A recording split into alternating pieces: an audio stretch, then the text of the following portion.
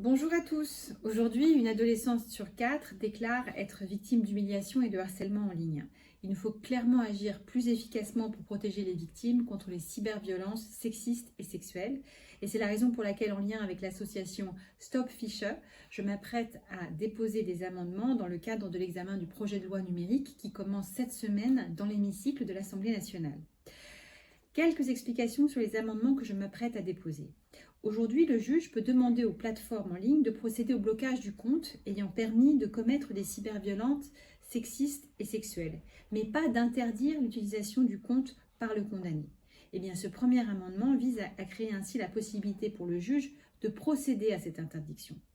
Le deuxième amendement prévoit la possibilité d'interdire l'accès aux services de plateforme en ligne ayant été utilisés pour commettre l'infraction par une personne qui est en attente de son procès ou qui est mise en examen.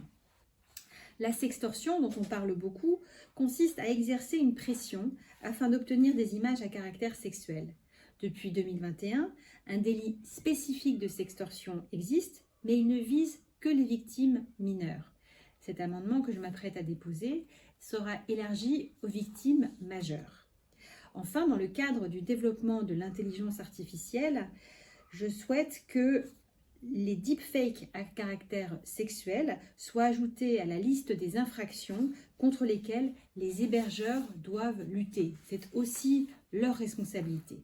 Enfin, 3 amendements concernent la formation, avec des cours de prévention de cyberviolences sexistes et sexuelles aux élèves dans les écoles, collèges et lycées dans le cadre des cours d'éducation à la sexualité et au numérique, à leurs parents dans le cadre de l'information qui leur est communiquée par leur école, mais aussi aux étudiants d'établissements d'enseignement supérieur.